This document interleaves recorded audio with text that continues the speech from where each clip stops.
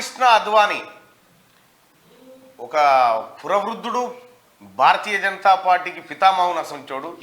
శ్యామ్ ప్రసాద్ ముఖర్జీ తర్వాత అంతటి స్థానాన్ని సంపాదించిన లాల్ కృష్ణ అద్వానీకి భారతరత్న ఇస్తున్నట్టుగా భారత ప్రభుత్వం ప్రకటించింది. స్వయంగా ప్రధానమంత్రి ట్వీట్ చేసినటువంటి పరిస్థితిలో సో లాల్ కృష్ణ అద్వానీ ఆయన ప్రస్థానం, ఆయన గురించి జీవితాంతం ఆయన చేసినటువంటి కార్యక్రమాల గురించి చెప్పుకుంటే ఉడవదు. ఎందుకంటే ఆయన పుట్టింది పాకిస్తాన్లో, ఇప్పుడున్నటువంటి పాకిస్తాన్ ప్రాంతంలో అద్వానీ పుట్టాడు, కరాచీలో పుట్టిండు.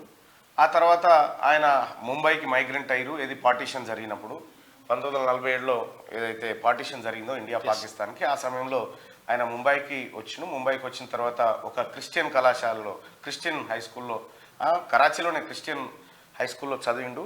ఆ తర్వాత ఇండియాకు వచ్చేసిండు. ఇండియాలో బాంబే యూనివర్సిటీ నుంచి లా పూర్తి చేసినటువంటి ఎల్కే అద్వానీ ఆ తర్వాత ఆర్ఎస్ఎస్లో జాయిన్ కావడం, ఆ తర్వాత భారతీయ జనతా పార్టీ కంటే ముందు జనతా పార్టీ, జనసంఘ్ ఇట్లా అనేక రకాలుగా పనిచేసిండు. 1980లో స్థాపించినటువంటి భారతీయ జనతా పార్టీకి ఆయన ఒక ఫౌండర్ మెంబర్గా ఉన్నాడు.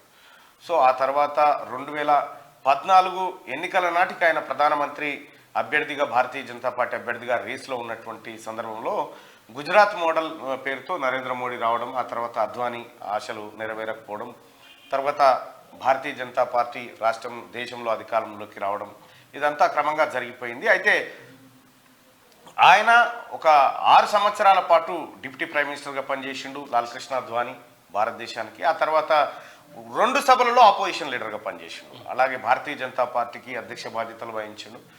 మొట్టమొదటిసారిగా ఆయన రాజకీయాల్లో ఢిల్లీ కౌన్సిల్ ఎన్నికల్లో గెలవడం, అక్కడి నుంచి ఆయన ప్రస్థానం స్టార్ట్ అయింది. మొత్తానికి భారతరత్నతోటి భారత ప్రభుత్వం ఆయనను గౌరవించుకుంది. ఓ రకంగా చెప్పాలంటే మొన్న ఇటీవల కాలంలో బీహార్కి సంబంధించినటువంటి ఒక వ్యక్తికి భారతరత్న ఇచ్చారు. ఆ తర్వాత ఇప్పుడు ఎల్కే అద్వానీకి కూడా అది చేసారు. అయితే ఎప్పుడైనా ఒక్కరికే ఇస్తారు, ఈసారి ఇద్దరికి ఇచ్చారు. సరిగ్గా ఎల్కే అద్వానీకి భారతరత్న ప్రకటించిన ప్రధాని నరేంద్ర మోడీ దేశాన్ని ఐక్యం చేసిన నాయకుడని ప్రశంస.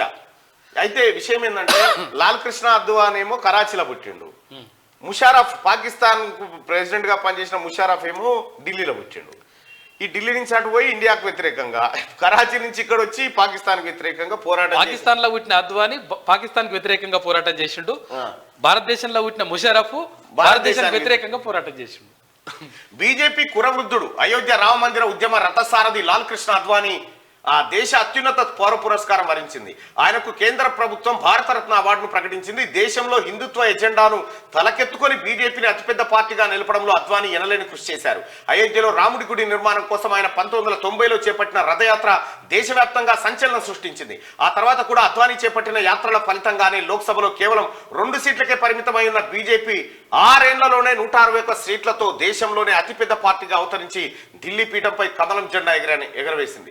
బీజేపీ ఆవిర్భావం నుంచి కేంద్రంలో అధికారంలోకి వచ్చే వరకు అడుగడుగున పార్టీ ఎదుగుదలకు మూలస్తంభంలో నిలిచిన అద్వానీకి ప్రధానమంత్రి పదవి మాత్రం తీరని కలగానే మిగిలిపోయింది. 2019లో ఆయన యాక్టివ్ పాలిటిక్స్ నుంచి పూర్తిగా తప్పుకున్నారంటూ ఒక వార్త. లోక్సభలో కేవలం 2 సీట్లు. ఈ 2 సీట్లలో ఒక సీట్ ఎక్కడదంటే ఇక్కడ హనుమకొండ సీటు, హనుమకొండ ఒకటి, ఇంకోటి ఉంటుండే భారతీయ జనతా పార్టీ.